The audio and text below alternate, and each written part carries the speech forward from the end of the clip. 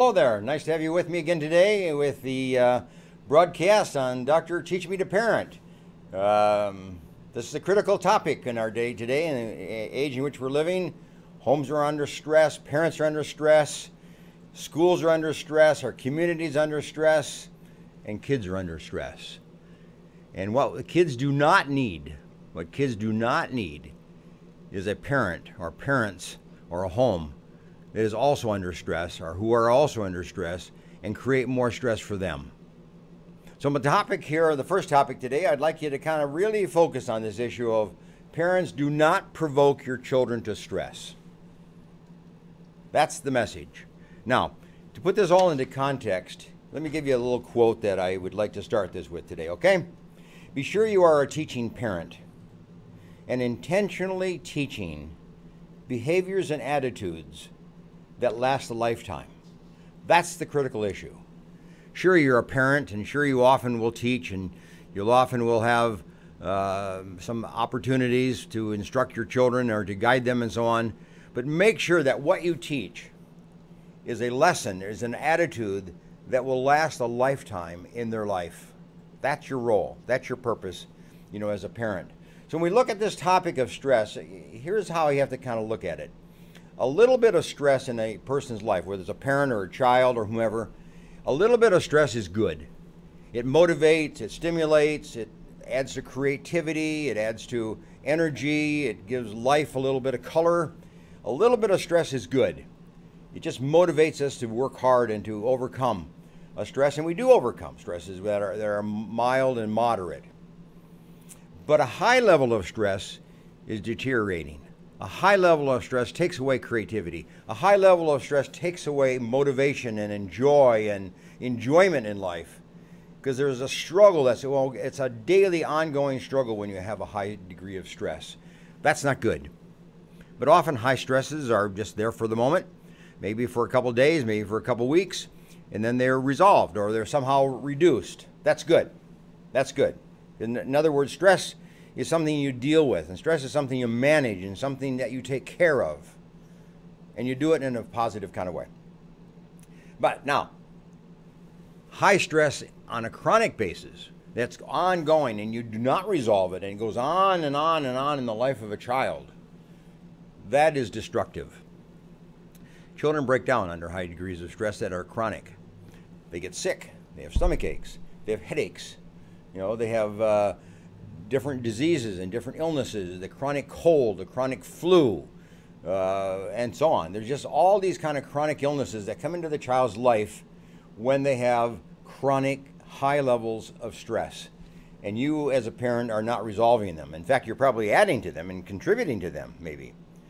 But as a parent, your job is to reduce the stress and bring it down into a moderate level, to a mild level, so that it's productive rather than destructive in the life of a child. So that's very important.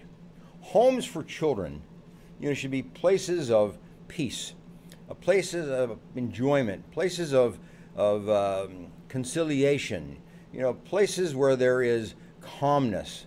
That's what a home should be in the life of a child. Not a place where there's high levels of competition and high levels of conflict and high levels of anger and rage and all that kind of stuff. That's not the place for a home for a child. Children need to be at peace. They need to be comforted. They need to be supported. They need to be encouraged. They need to have a place that is safe, emotionally safe and physically safe. I was working with a family not too long ago in my office, and the unfortunate part of it was that the father was upset with one of the children and began to call that children, it was a boy by the way, began to call that boy with the girl's name. Just made up a name and called him that name. And that infuriated the boy. And he became even more disruptive and more angry and more upset and created more problems for the parent. Until I was able to help that father understand that that's degrading, that was not the way to bring about positive discipline. That was not the way to bring about a change in behavior. If he was upset with the boy's behavior, you could deal with that. But you don't name call, and you certainly don't do it through degrading a child by the name that you choose to call them. So you have to be careful. Parents cannot tease. Parents cannot joke with kids in a degrading kind of way. Kids don't understand that. They don't have the appreciation for the subtle humor that you might be giving, the sarcasm, if you will, that you might be putting forth. Kids don't have a sense of that, and they become very disturbed and very distressed. So be careful, parents. Don't provoke your children to stress. That's what's important. Now, there are a couple of things you need to know as a parent.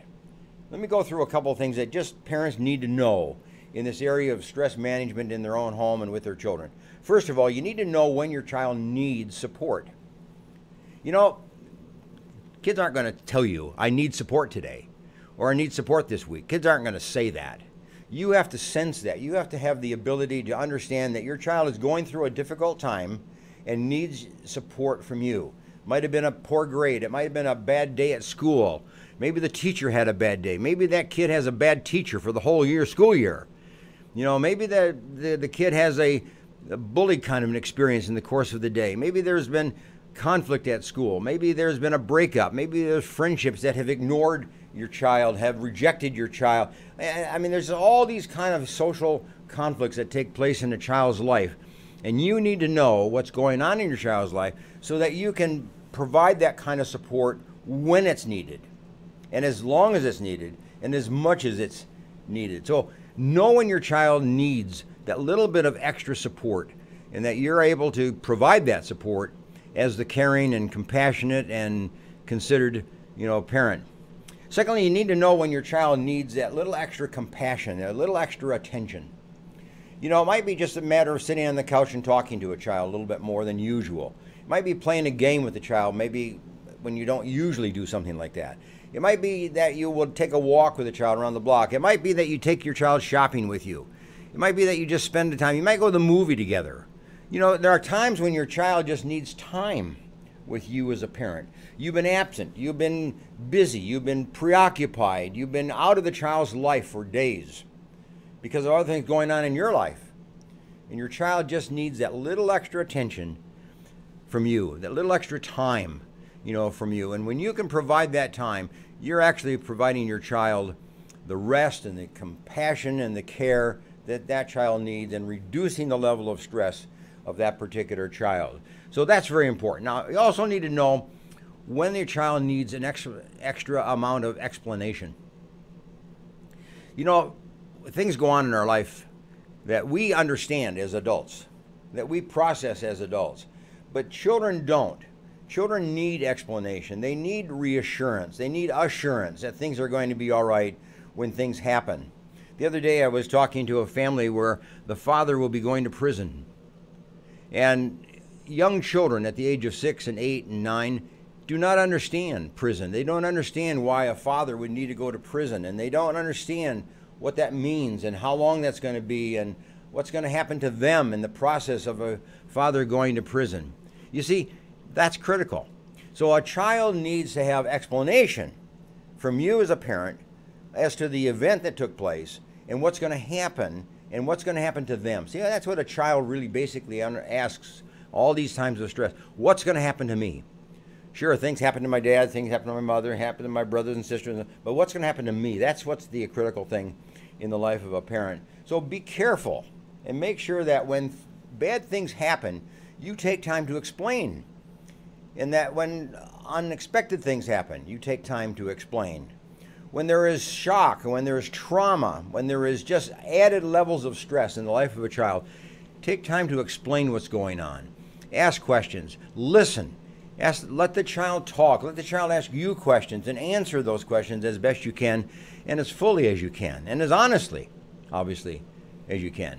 So kids need explanation in their life. They need to have that sense that you care for them enough that you're going to take time to explain what's going on and reassure them and support them at that particular point in time. Even when you need that level of support, an extra level of support, you have to look at it from the point of view of the child. That child needs it as much as you do, and maybe even more so, because they don't understand, and it's confusing.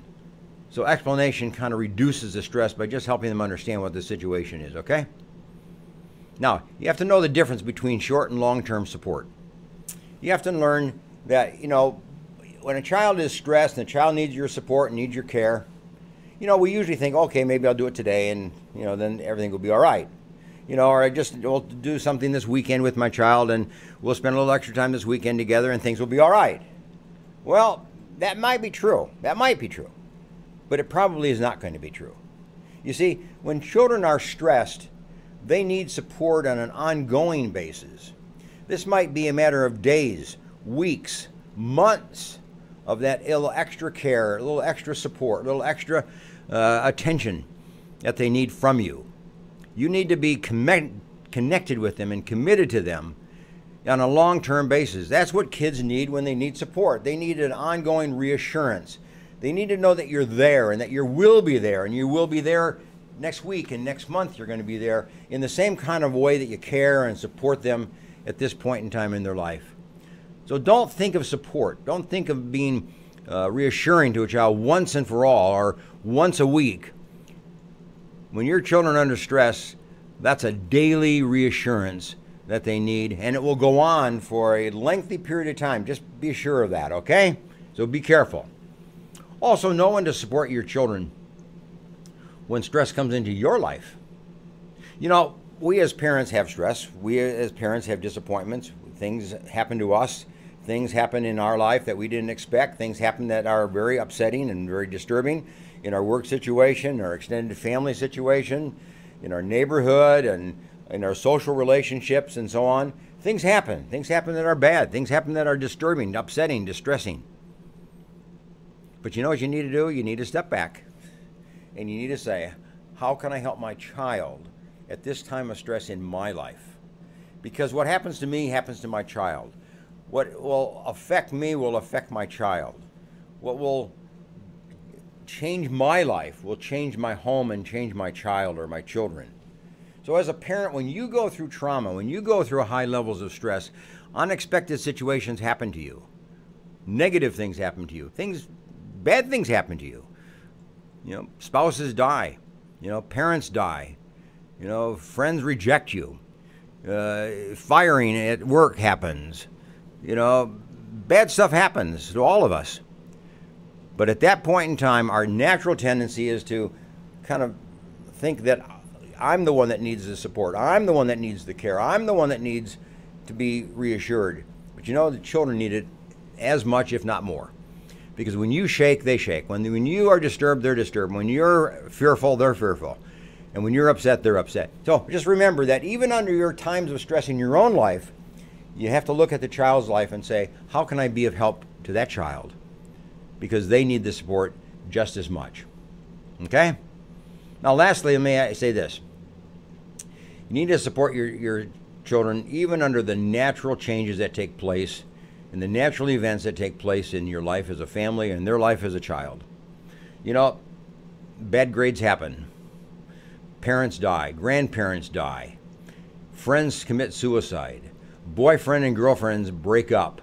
These are the natural events that take place in the life of a child. Parents lose their job. Parents change. You have to move. You have to kind of relocate.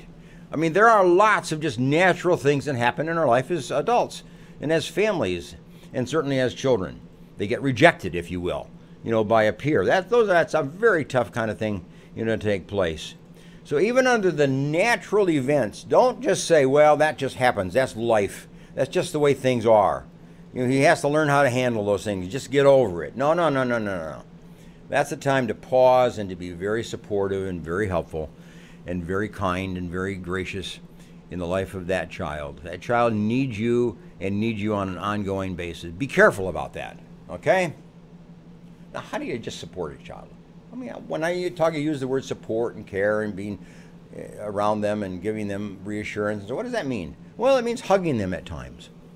It means taking their hand and holding it. It means walking by and just patting them on the back or giving them a hug. Hugging them around the shoulder, if you will. Listen to them. Stop and listen. Ask questions. Sit with them. Talk. Make sure that you kind of do whatever you can to ease their life and to ease what's going on in their life, you see? So it's the idea of connecting. It's the idea of being part of their life, being supportive and just being part of their life in an ongoing basis. And again, it may be over an extended period of time. That's what we mean by support. That's what we mean by attention. It's pausing and turning your attention to the child, giving the child the extra time and the extra involvement with you, and so that there's an activity that you all can do together that the child will appreciate and enjoy, and just get that feeling that you care and that you're part of his life and you understand what he's going through, as a child. So that's what we mean by being supportive. And then lastly, work with the teacher. When stress goes on in your home, alert the teacher. Give the teacher a little heads up. That means that kid may fall asleep in school. That kid may be more disruptive in school. That kid may not finish assignments. Kid may have difficulty paying attention. That kid may have trouble just connecting with other children. There may be a change in their behavior. Just help the child by talking to the teacher, by giving the teacher a heads up, so that you're helping your child ultimately, but you're helping that teacher know what to do and what to look for and to be alert to the extra stresses going on in your child's life. Teachers will help. Teachers will be there. Teachers will provide the assistance, but you have to inform them. You have to help. You have to work with them. So don't wait until it's all over and then criticize the teacher they didn't do something. Connect with that teacher and just let them know what's going on. Don't be embarrassed. It goes on in everybody's life. And then that child, your child, will be much more supported by the teacher because the teacher knows and will know how to handle it within the classroom. Anyway, nice to have you with me for this first segment. We've been talking from my book, Dr. Teach Me to Parent. And I recommend the book to you. It's a good book. As I prepared for today, I kind of read some of the chapters, reread some of the chapters, and I consider it to still be a pretty good book. So get your copy, and we're going to take a little break right now and come back and take a look at some of the other aspects of a child's life. It's very important. And my question to you is this: when you talk, does your child listen? That's the question. Come back and we'll talk about it.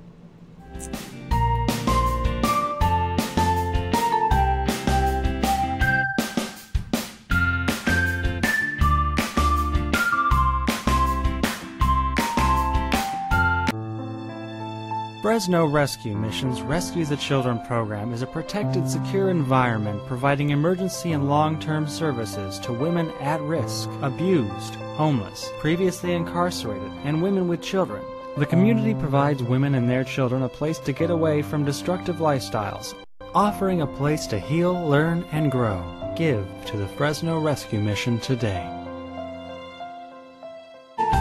Do you need a locksmith? Layman's Lock and Safe Service and Repair is available for you. 559-228-1805.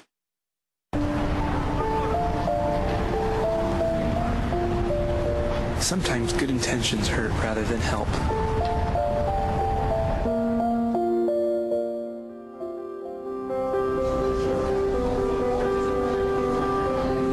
For just $1.76 per meal, the Fresno Rescue Mission offers more than food. We offer hope. Please donate today. Choosing a Medicare plan can be difficult and frustrating. Susan Hatch can guide you through the Medicare maze and help find the right plan for you. Susan helps people understand the confusing and drastic changes that occur every year in Medicare. Susan will only recommend plans that will protect your assets and allow you to continue to see your personal doctor. As a 100% independent agent, Susan is not controlled by any particular insurance company to steer a person onto any one particular plan. Susan was awarded the #1 Medicare supplement agent in California. Look for Susan's Medicare question and answers every Monday in the Fresno Bee. Call Susan at 559-307-2287 and visit MedicareToday.net. Gained a lot, learned a lot, and got a lot of love. If it weren't for the knowledge that I had gained from the classes at PCC, I probably wouldn't be the mom I am today. See, there it goes. I would love you to meet my son Aaron. My situation was very difficult. I didn't know how my life was going to turn out. We graduated in June 2010 and we got married in July. And through family the Pregnancy Care Center changed our lives. The Pregnancy Care Center was a huge, vital part in helping me walk through that pregnancy, in educating me and loving on me during that time.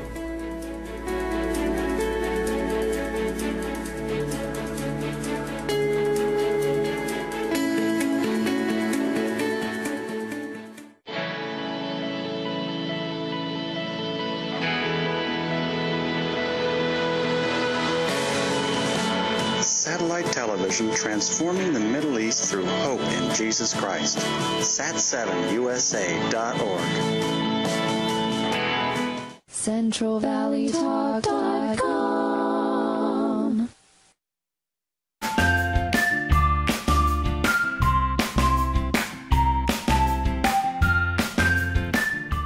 Okay, nice to have you back with me today. We now come into the second segment and we change our topic. We've been looking at stress in the life of a family, the life of a child, and how you as a parent can be constructive and very helpful to a child when the child undergoes stress in their life.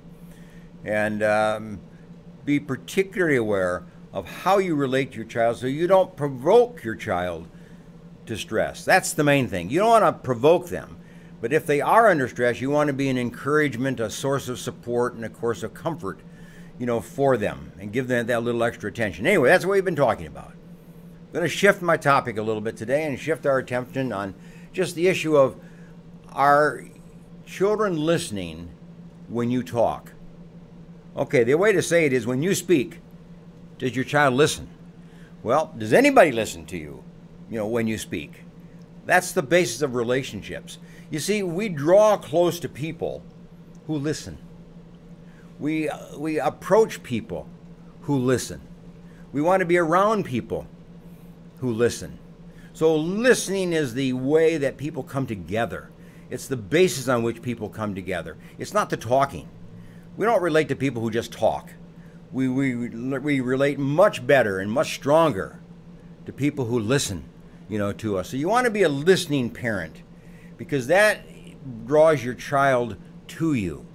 You don't want to be a parent who just talks to your child and just argues with your child and just lectures to your child or whatever. But a parent who listens to your child, that child will draw themselves to you. And there'll be a bond and there'll be a relationship between you and your child much deeper than if you're a talking parent. Be a listening parent, okay? Now, when we talk about listening, we're just talking about being an interactive parent, one who interacts with the child and just takes time and gives the child the attention, gives the child the care. Remember the phrase we use in helping children be careful around railroad tracks, stop, look, and listen. Be careful around crossing streets, stop, look, and listen. Well, that's the same concept in relationships. We want to teach the child to stop, to look at me, and listen to me, you see? And then you can answer the question, when you speak, does your child listen? It's the idea of you stopping, you not speaking, and you listening. The child stopping, looking, and listening. There's that listening interactional pattern that takes place between parent and child. That's the key. And you're giving your child a skill that will last a lifetime, that will build relationships in a lifetime. You see, people who listen are better spouses. People who listen are better friends. People who listen are better employees. People who listen are better employers. You see, the listening skill is really where action is and where the quality of life is. It's not in the talking end of it. There are people who talk and talk and talk and talk, but it's the idea, are you a listener? Are you a good listener? Are you a attentive listener? That's the issue. Now, let's take a look at some of the factors regarding children, okay? And what takes place in a home between parent and child in this area of listening, okay? Stop and listen when your kids approach you. You see, when a child is coming towards you, that child is probably going to say something to you. That child probably wants your attention. That child wants something from you. So stop what you're doing. Stop doing the dishes. Stop setting the table. Stop reading. Stop looking at television. Whatever it is. Turn the television off. Put it on silent. Whatever. And let your child come and interact with you. Ask the question. Discuss the point, whatever it might be. But the cue is when the child is coming towards you, that's the cue to put down what you're doing, turn to the child, and listen. Be a listener. Be an active listener at that point in time. So that brings me to the second point.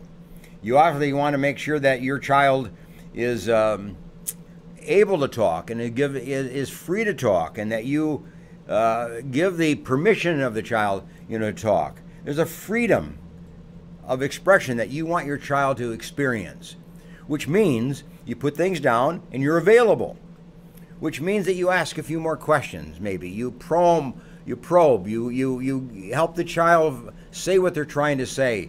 You help them put it into words. You take a meaning, you take an experience, you help them put it into words so they can share that with you and be part of your experience and part of your life as they relate, to you. So don't cut them off. Don't criticize them. Don't talk for them, but facilitate their talking. Help them say what they're trying to say. Encourage them to talk. That's what you're trying to do, as a parent. If the child is stuttering, if the child is stammering, the child is pausing, the child is not able to really say what they're really trying to say with freedom, that means that child's uptight. That means that child's anxious. That means that child's nervous. That means that child has something to say that is important to them, but it might be a little upsetting to them, might be a little stressful for them. So calm it down, slow it down, bring the child closer to you, and then listen. Look into their eyes, nod and smile and encourage free communication. So that's third. Listen attentively. Listen actively. Listen responsively. See, when a child speaks, you nod. When a child speaks, you look into the eyes of the child. When the child speaks, you frown or you smile or you give an expression that's appropriate to what the child is saying at the time. You spend time with the child. You take enough time to make sure the child is able to say what they're trying to say and has enough time to do that. You respond by saying, I understand, or tell me more, or I appreciate what you just said, or thanks for saying that. That was nice the way you said that. The way you expressed that was good. See, you're interacting with them, but you're encouraging them to talk while you listen. And what you're doing at that point in time, when you listen actively, and you listen attentively, and you listen responsively, you're teaching them to do the same thing. When it's your turn to talk, you want them to do the same thing. So you're teaching them to listen to you responsively and attentively. You see? So it's an interaction kind of thing. As you do it to them, you teach them to live that way and to develop that particular skill, that listening skill, that otherwise they may not, particularly have. Okay? Now, next, give feedback. Children enjoy feedback. Children want feedback. And they want you to ask them more questions. You see, a child needs that probing and that idea about you asking them additional questions, asking them for more information. But giving feedback by saying, I appreciate you saying what you just said. Even if you don't agree with them, but you can appreciate them saying it and the importance of them saying it and sharing that story or sharing that experience or that event with you. You see, when a child comes to you to talk, that child is trying to bond with you. That child is trying to be part of your life. That child is trying to make you part of their life. And that child is doing their part to bring together a relationship between you and them. Whether you're the mother, you're the father, or whomever you might be, grandparent and so on. That's what a child is doing, is connecting with you and wants to connect with you. So give feedback. Ask questions. Be part of the interaction, you see? Because what you're doing there is showing an attitude that you like that child, the attitude that you care about that child, the attitude that you appreciate what the child is going through and trying to convey and trying to express, the attitude that you enjoy the child, that you belong to that child belongs to you, the attitude that you're one, you're bonded, that child's important, that child is part of your life. That's what you're doing as you're listening, to a child. And then speak face to face to a child. Very important to children. You speak face to face. For young children, yeah, you sit down. You might get down on the floor. You might kneel down. You might both sit on a couch. You both might sit at the table. But try to get your eye contact to be about the same level of the child. Younger children, yeah, sure, you have to get down there. Older children, you can do it at your eye level perhaps. But the face-to-face communication is the best communication, and it's the best way to listen, to a child. That says to the child that you're paying attention. It says to the child that you value what they're saying, that you are considering it to be very important, whatever it is that they have to say and whatever they're trying to share. So get down, sit down, and eye-to-eye contact with the child. That tells the child that you care. That tells the child that the child's important in your life, and what they're trying to say and convey is important to you. So eye-to-eye contact, face-to-face, contact with children, no matter what age they are or how tall they are.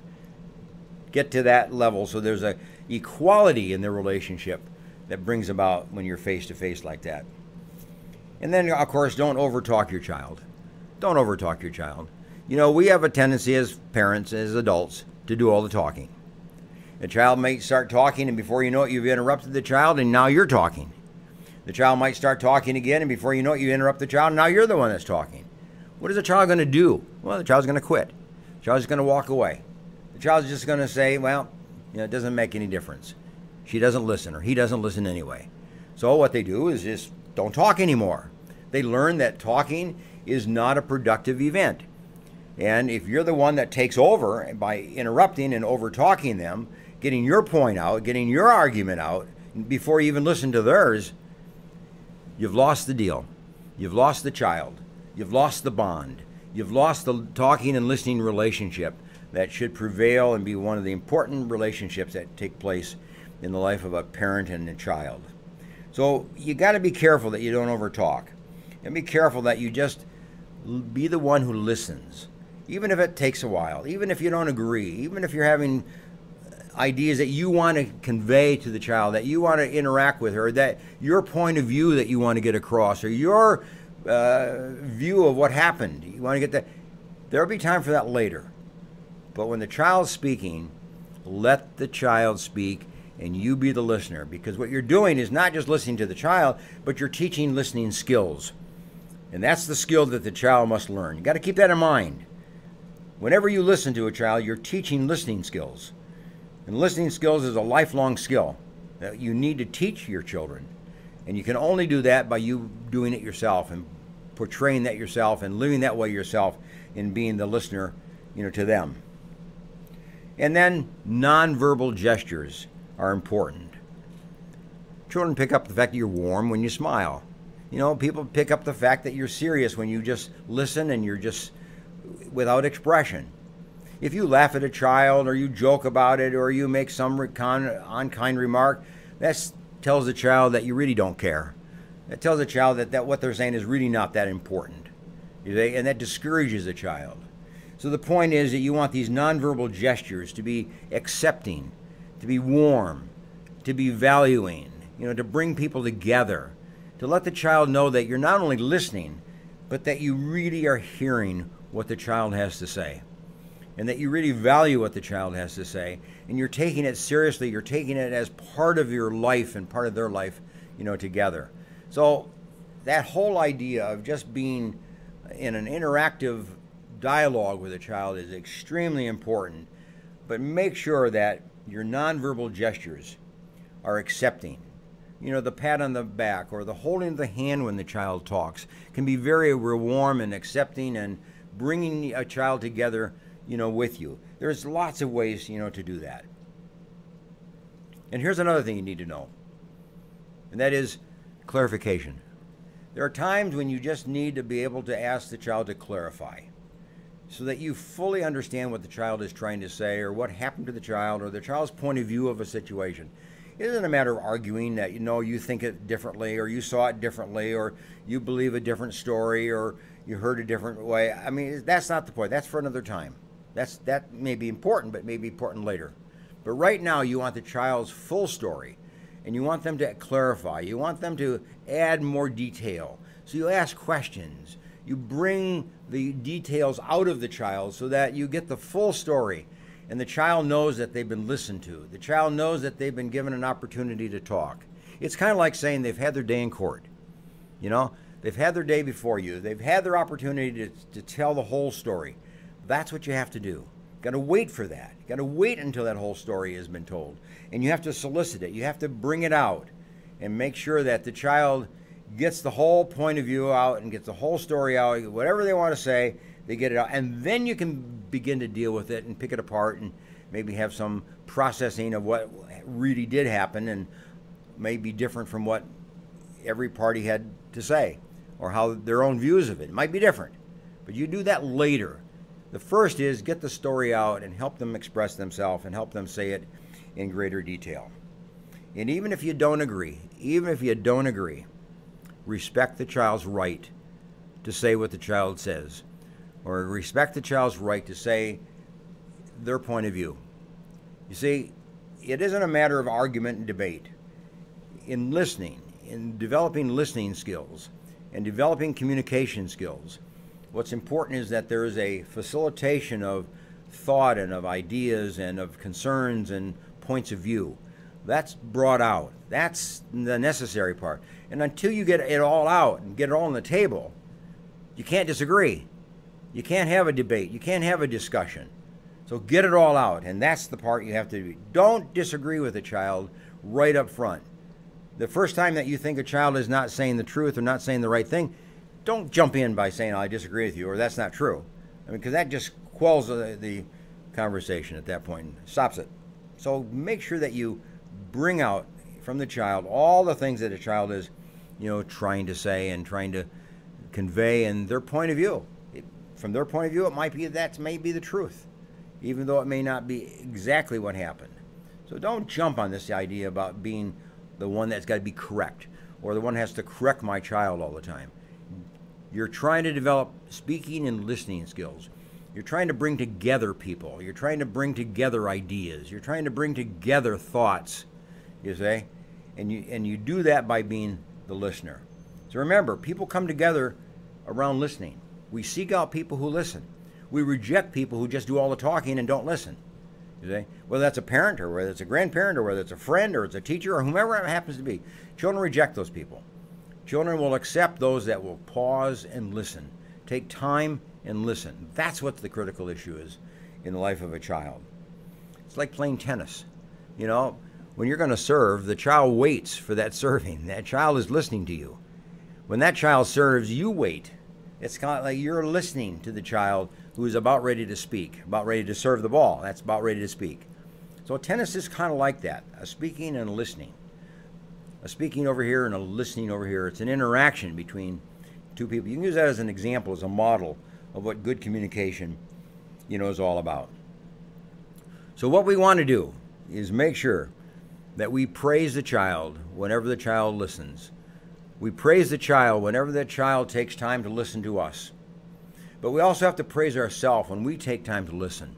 When we listen to a child all the way through, tell yourself you did a good job at that. Because that's the basis of relationships. And children need that kind of relationship that they know they'll be listened to. They know that, that somebody will listen to them. Kids go back and forth. If mother's a listener and dad's not, they'll talk to mom. If dad's a listener and mom's not, they'll talk to dad. And that bond relationship with dad is going to be greater because he's the listener. The bond with the mother is going to be less because she's not a listener. So the parent that listens is the one that draws the child to them. So obviously, both of you need to be good listeners.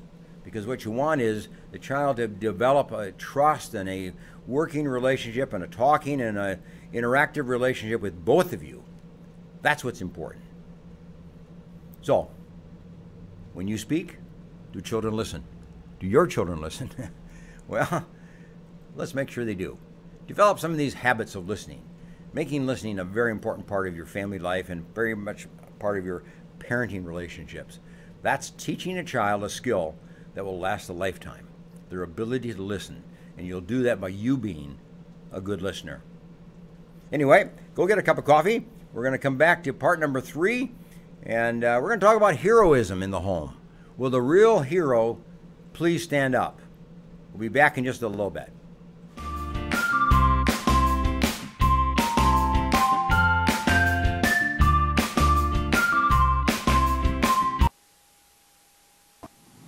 This segment is brought to you by Mike Briggs Properties. The recession's over. It's now safe to sell your home. Call Mike Briggs Properties. This program is brought to you in part by Avante Health. Sound mental health is an important foundation to productive living. Happy employees are productive employees. Employers have the option to carve out the mental health component of their general medical plan to Avante, a fully insured specialty health plan focusing on mental health, substance abuse, and employee assistance programs. Avante offers full service benefit management, from eligibility determinations to in-house claims processing. Avante can handle all aspects of your benefit management needs. Avante Health provides EAP mental health services to the employees and families of local and national companies, businesses, and governmental agencies. For more information, call Avante Health 800-498-9055. 800-498-9055. Visit AvanteHealth.com. Dr. Allan Hedberg is proud to have Avante Health as a sponsor of this program.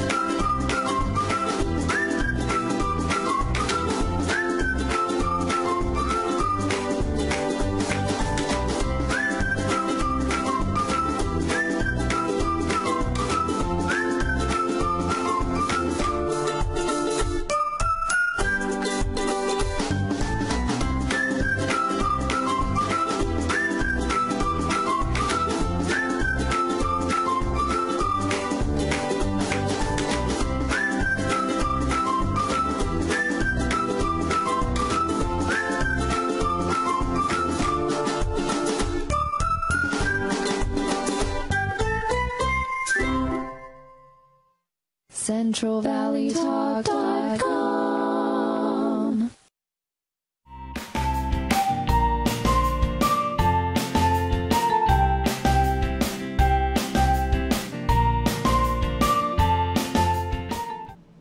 All right, welcome back, and thanks for joining me for the last segment of our program today, Dr. Teaching Me to Parent.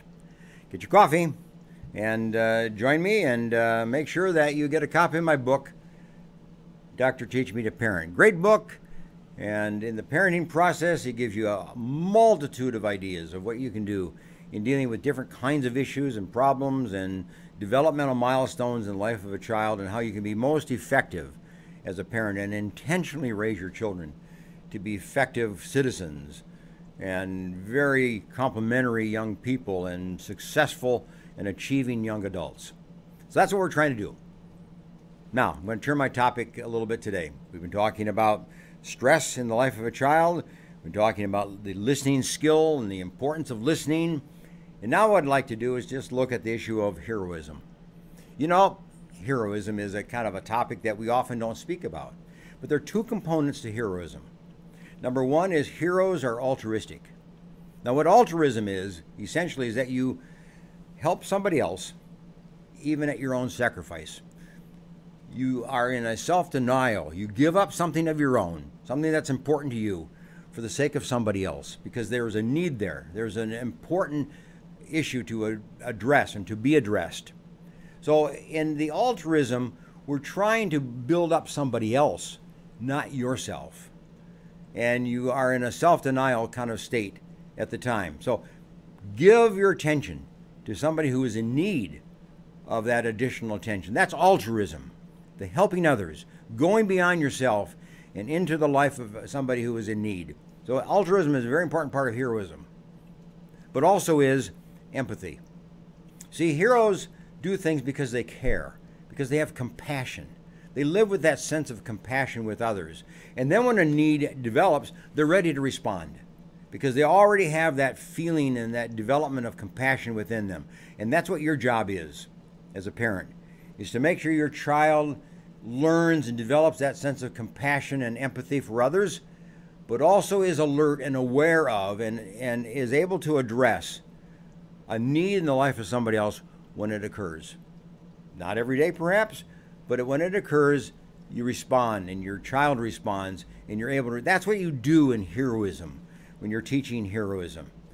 It's getting away from your self-centeredness. We have a society, we live in a world that's self-centered.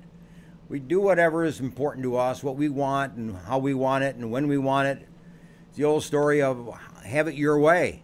Well, that's not altruism. That's not heroism. And that's not empathy. You see? It's like having it their way, not your way, but their way.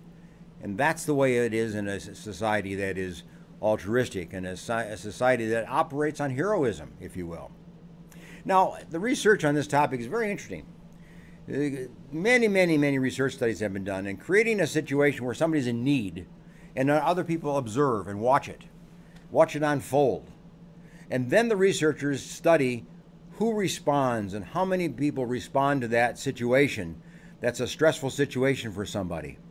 And what they have found in the research is that only a third of the people respond to a stressful situation that occurs in the life of somebody else. When somebody else is in trauma, only a third of the people will respond. That means 2/3 of the people turn their back on the person who is in stress and who's in dire need and going through a trauma experience.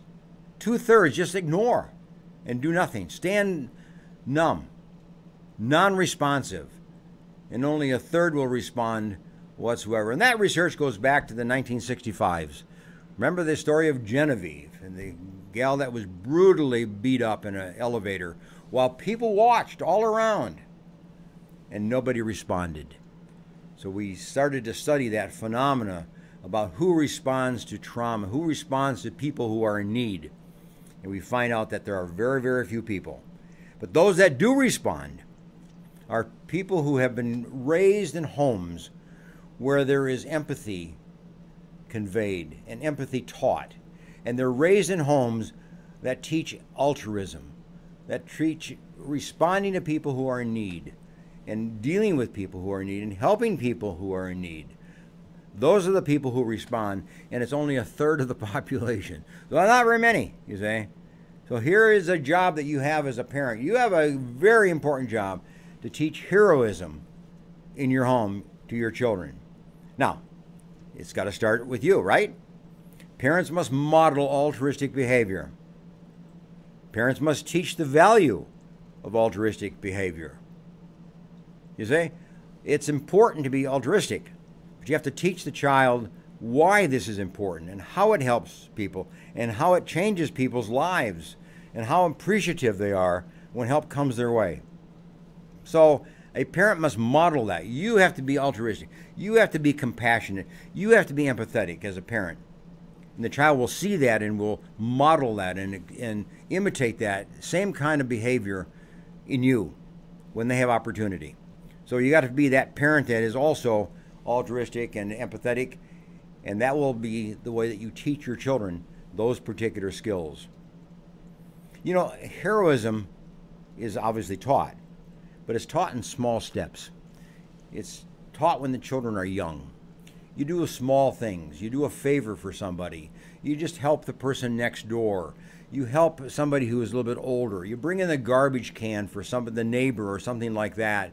Whenever there is a need to help somebody, you're there and your child is there and you're helping that parent, you're helping that neighbor, you're helping that grandparent, you're helping somebody accomplish a task that otherwise which would be pretty difficult for them to do. So you see, teaching is done on a day-to-day basis in these small little steps of things that you do when your children are young. But you do the things that are helpful to somebody else. You get out of your own skin. You get out of your own needs. You get out of your own worry. You get out of your own self-centeredness. And you do what's right and good for somebody else.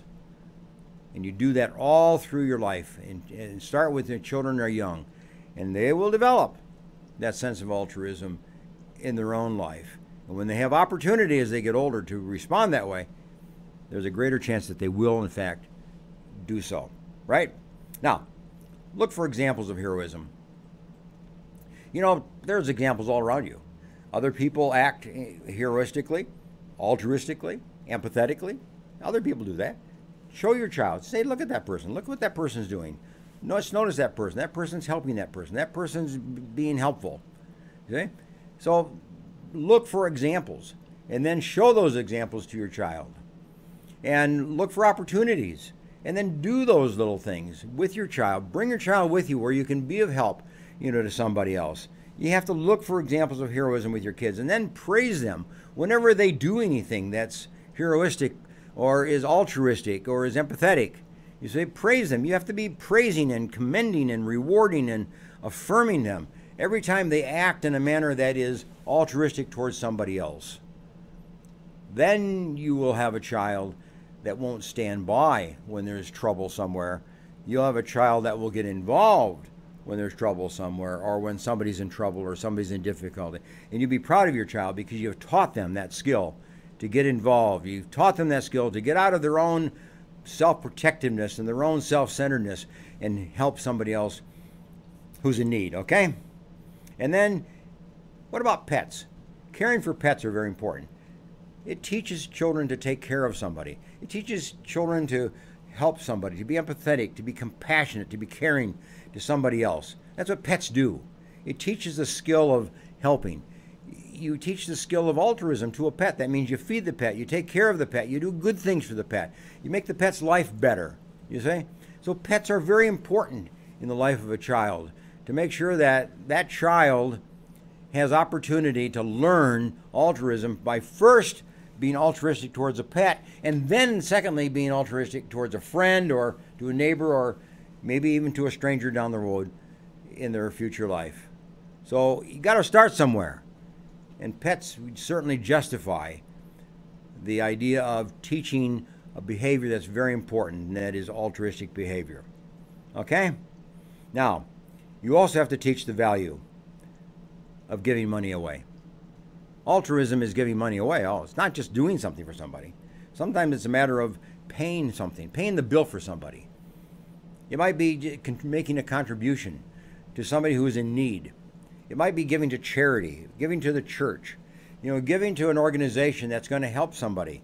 Somebody's going through a crisis and they need some additional assistance. They need your clothes. They need money. Their house burned down. They had a robbery in their home, or whatever it might be. Be there and offer your help. Be there and offer your assistance. Be there and find out what you can do. And then as a family, do it. And your child will get the experience of being altruistic.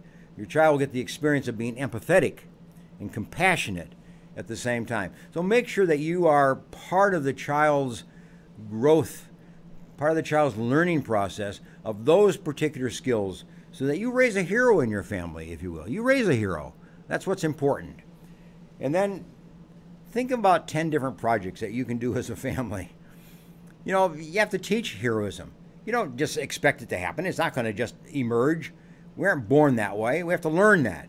So you do it by developing projects as a family. You might suggest that you take in the garbage can of your neighbor for the next month. Put out the garbage can every week and take it in. And that's altruistic behavior. It might be taking a box of bottles of water down to the park or somewhere where on a hot day and just giving them out and just talking to people who receive them and just befriend. That's altruistic behavior, giving somebody a cold cup of water, a cold bottle of water when they need it. You say it's a matter of just being volunteerism. You might go down the Fresno Rescue Mission or the Pavalero House and serve for a day or serve for a week or serve for a month or serve every Saturday for a period of time. Serve food or clean up or help in whatever way you can. That's being altruistic, you see, and that's developing that heroism, kind of skill. Go to a nursing home. Bring a little note. Bring a little bottle of water, or bring something that you can just give away. Give a little encouragement. Bring a soft doll. Bring a little teddy bear or something like that. Take it to the nursing home and give it out, and just be part of the process of helping somebody else's life become better, softer, kinder, and help their life become more sweet. You see, that's what you're trying to do, in the altruistic behavior. You're trying to help somebody's life get better. You're trying to help reduce the burden and the stresses and the strains in the life of other people. And if you're old enough, you might want to give blood.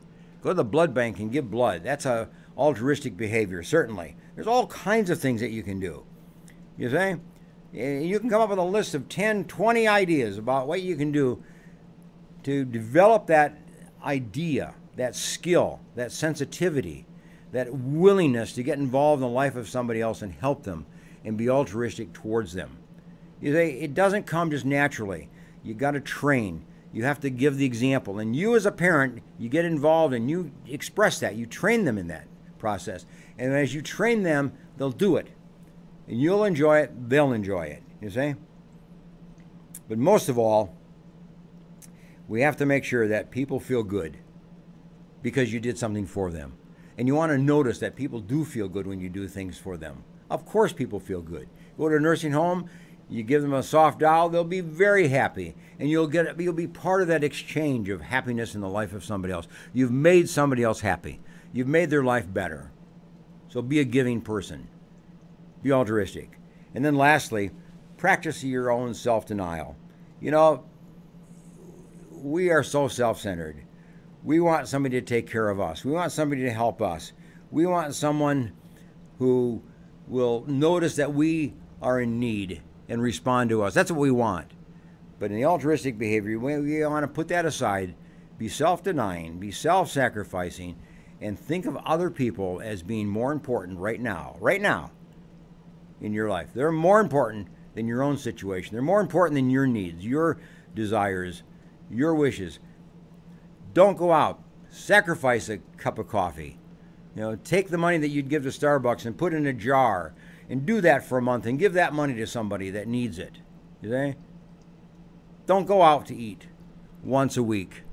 Take that money that you save and put that into a jar and then give that out at the end of the month or the end of a quarter or whatever.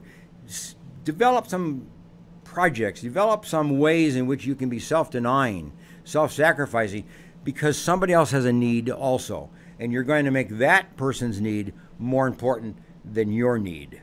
See, that's what altruism is. And that's what a hero behavior is all about. Heroes we raise in our home, or we don't.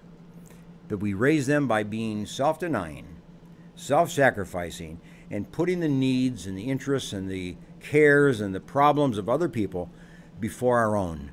Putting them first and dealing with their needs, and then yours come after that.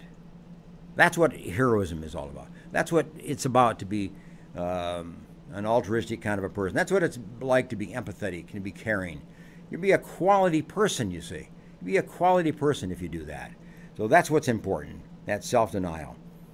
In history, there are examples of that. Little Red Riding Hood is an example of that. Martin Luther was an example of that. John Huss was an example of that. Sacrificed their life for a cause that they considered to be much greater than themselves. And standing up to opposition much greater than themselves. David and Goliath is a great story from the Bible of self-sacrifice and heroism. You say, putting the needs of somebody else before your own and taking on a challenge, taking on a task that's overwhelming. So there's a lot of things that you can do. And if you're trying to teach your child heroism, talk to your child's teacher. Tell your teacher what you're trying to do. And ask your teacher to watch for signs of heroism. Watch for signs of altruism. Watch for signs of empathy. And have the teacher commend your child when your child behaves that way. Or give assignments that can be helpful in the development of those particular skills. Okay? Anyway, nice to have you with me today. And before I end, I want to give you just a parenting tip of the day. And this is a very important little tip that, as a parent, you may want to just grab a hold of and do. Be a source of praise, a source of commendation and affirmation for all good behavior and improvement, rather than to criticize errors and mistakes. You see, what we do as parents, we focus on mistakes and then we jump on the child or jump on those mistakes and we become very critical. No. Be commending, be praising, be affirming, even for small improvements in the life of a child. That's what you want to do. So be that affirming parent this week, and we're going to see you next week. And thanks for joining me today, and I would invite you to pick me up during the course of the week on my podcast, which is entitled The Psychology Report.buzzsprouts.com. So you go to thepsychologyreport.buzzsprout.com. On the internet, pick it up, and you'll catch my discussions on topics of psychology during the course of the week. Otherwise, we'll see you next week.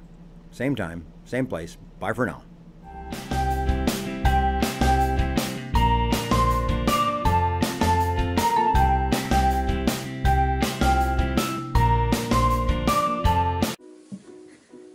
Hey there, world! I'd like to introduce you to someone really special and really cool. This is my mom.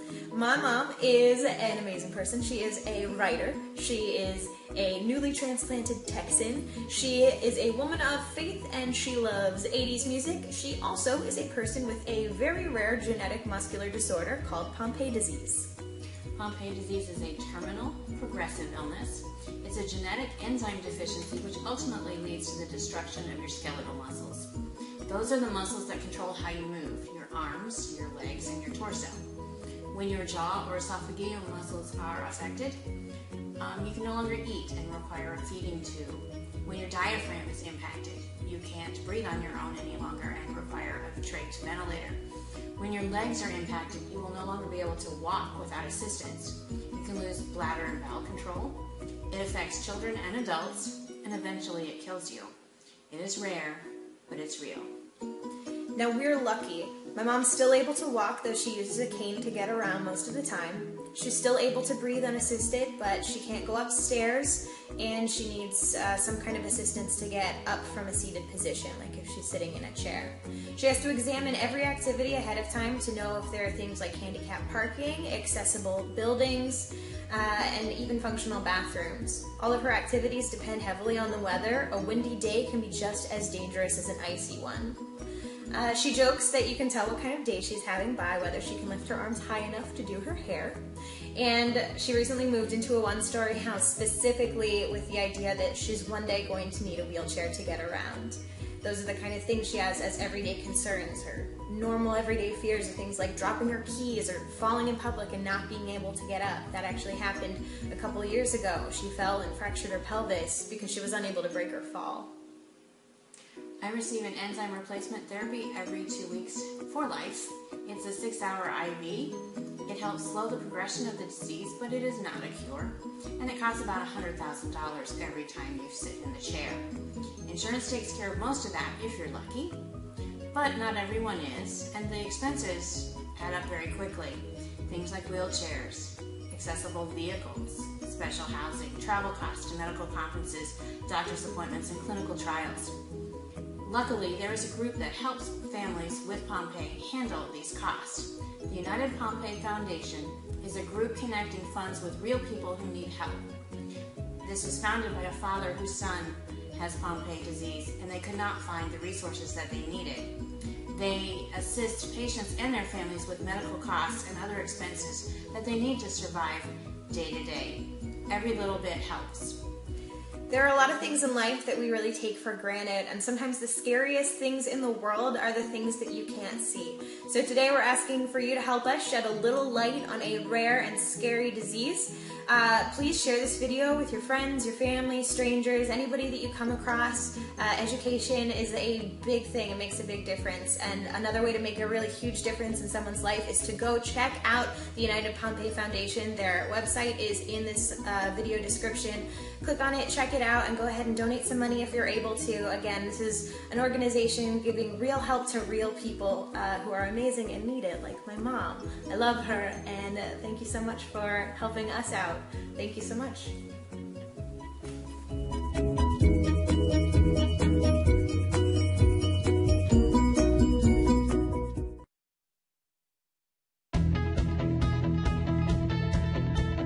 Opportunity isn't always given a door to knock on, so we built one.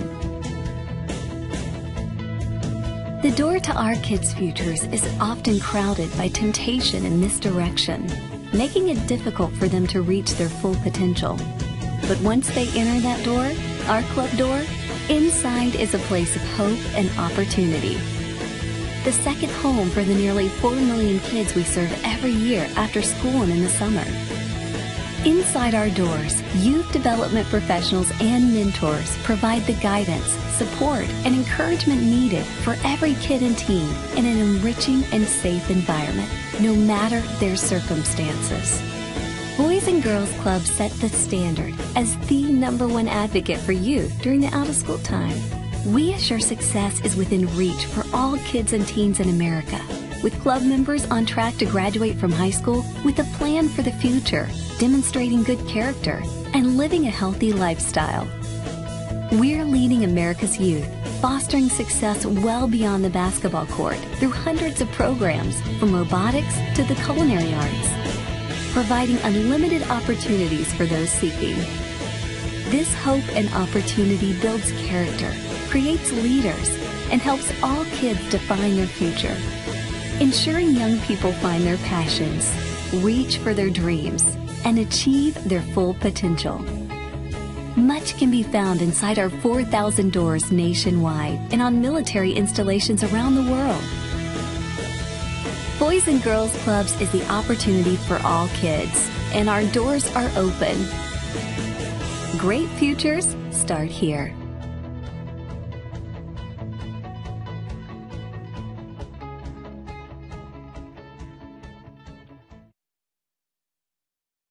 CentralValleyTalk.com